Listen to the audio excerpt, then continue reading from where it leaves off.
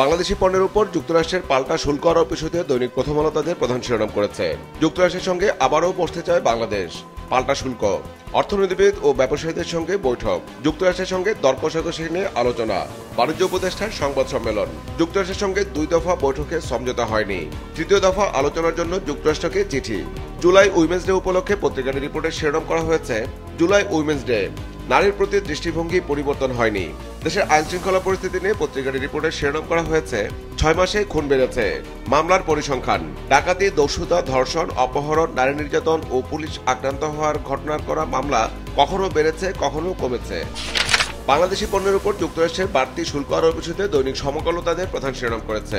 বাণিজ্যের বাইরে শর্ত নিয়েই মূল দর কষাকষি, যুক্তরাষ্ট্রের বাড়তি শুল্ক, 3য় দফা আলোচনা আগামী সপ্তাহে, বাণিজ্য উপদেষ্টা। জাতীয় স্বার্থকে অগ্রাধিকার দেওয়ার পরামর্শ অর্থনীতিবিদ ও ব্যবসায়ীদের। শুল্কমুক্ত সুবিধা চেয়ে যুক্তরাষ্ট্রের বড় তালিকা। বিএনপির বিক্ষোভ মিছিলে মির্জা ফখরুলের বক্তব্য নিয়ে পত্রিকাটির রিপোর্টে শিরোনাম করেছে, ফেব্রুয়ারিতেই নির্বাচন হতে হবে, এর কোনো ব্যতিক্রম হবে না। নয়াপল্টনে বিএনপি সমাবেশে মির্জা ফখরুল, তারেক রহমানের বিরুদ্ধে যারা কথা বলেন তারা গণতন্ত্রের শত্রু, আমরা যেন কারো পাতানো ফাঁদে পা না দেই। মিটফোর্ড হত্যা মামলার আসামিদের সঙ্গে এনসিপি নেতাদের ছবি আছে, মির্জা আব্বাস। দুর্নীতি দমন কমিশনের সাবেক 3 চেয়ারম্যান নিয়ে দৈনিক যুগান্তর তাদের একটি বিশেষ প্রতিবেদন করেছে। তার শিরোনাম দেওয়া হয়েছে, ধরাছোঁয়ার বাইরে দুদকের সাবেক 3 চেয়ারম্যান, দুর্নীতি ধামাচাপার কারিগর, 2 জন দেশে আরেকজনের বিলাসী জীবনযাপন কানাডায়। ফেসিস্ট দোষরদের রক্ষা ও বিরোধী নেতাদের হয়রানিতে দুদককে বানিয়েছিলেন হাতিয়ার। অর্থ লোপাটকারী অলিগার্কদের ছেড়ে দিয়ে হাতিয়ে নিয়েছেন মোটা অঙ্কের টাকা। রাজধানীতে বিক্ষোভ মিছিলে মির্জা ফখরুলের বক্তব্য নিয়ে পত্রিকাটির রিপোর্টের শিরোনাম করেছে, বিক্ষোভ সমাবেশে মির্জা ফখরুল, ফেব্রুয়ারিতে নির্বাচন হতেই হবে। রাজপথে বিএনপির অবস্থান নিয়ে কালের কণ্ঠ তাদের প্রধান শিরোনাম করেছে, রাজপথে প্রতিবাদী বিএনপি, অপপ্রচারের বিরুদ্ধে বড় জমায়েত, আমরা তাদের বিরুদ্ধে অশ্লীল ভাষায় কথা বলবো না। ফখরুল, সরকারের ইন্ধনে দেশে গুপ্ত রাজনীতি চলমান, ছাত্রদল। চাকরিতে অবসরের বয়স নিয়ে দৈনিক দেশ রূপান্তর তাদের একটি বিশেষ প্রতিবেদন করেছে। যার শিরোনাম দেওয়া হয়েছে, অবসরের বয়স বাড়ে ইচ্ছে মতো, সরকারি কর্মচারীদের অবসরের বয়স 59, পাবলিক বিশ্ববিদ্যালয়ের শিক্ষকরা 65 বছরে, বিচারপতিরা অবসরে যান 67 বছরে, বিদ্যুৎ কোম্পানির পরিচালকরা 62, এমডি অবসরে যান 65 বছরে, বিদ্যুৎ কোম্পানিগুলোর কর্মচারীদের অবসরের বয়স 60, বিমানের ইঞ্জিনিয়ার ও পাইলটদের অবসরের বয়স 62।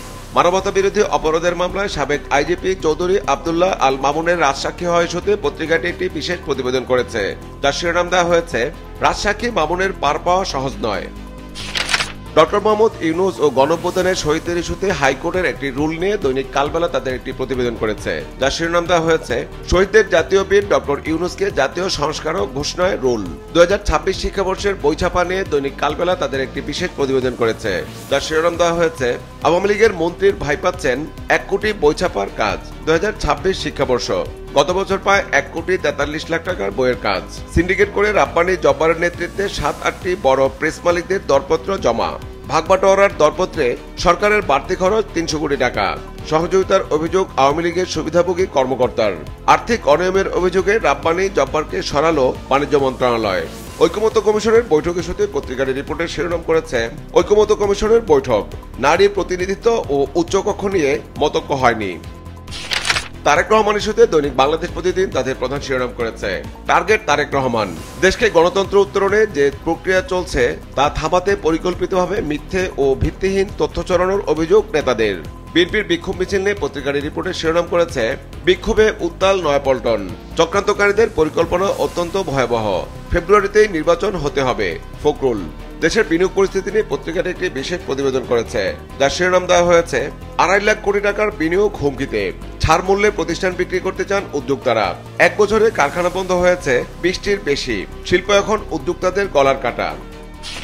বিএনপির বিক্ষোভ সমাবেশে মির্জা ফখরুলের বক্তব্য নিয়ে দৈনিক আজকের পত্রিকা তাদের প্রধান শিরোনাম করেছে, ফেব্রুয়ারিতে নির্বাচন হতে হবে, ব্যতিক্রম চলবে না।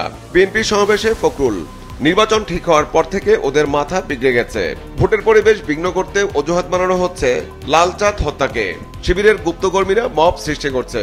ছাত্রদলের সাধারণ সম্পাদক মশা নিধন নিয়ে পত্রিকাটি একটি বিশেষ প্রতিবেদন করেছে। যার শিরোনাম দেওয়া হয়েছে, গুরুত্ব নেই মশা নিয়ে গবেষণাগার প্রতিষ্ঠায়, নিয়ন্ত্রণের বাইরে যাচ্ছে মশাবাহী রোগ, পরীক্ষাগার ছাড়া রোগ নিয়ন্ত্রণ অসম্ভব বলছেন বিশেষজ্ঞরা। দেশের জনস্বাস্থ্যের উপর হুমকি বাড়ছে, শুধু মশার লার্ভা নিয়েই জরিপ হয়।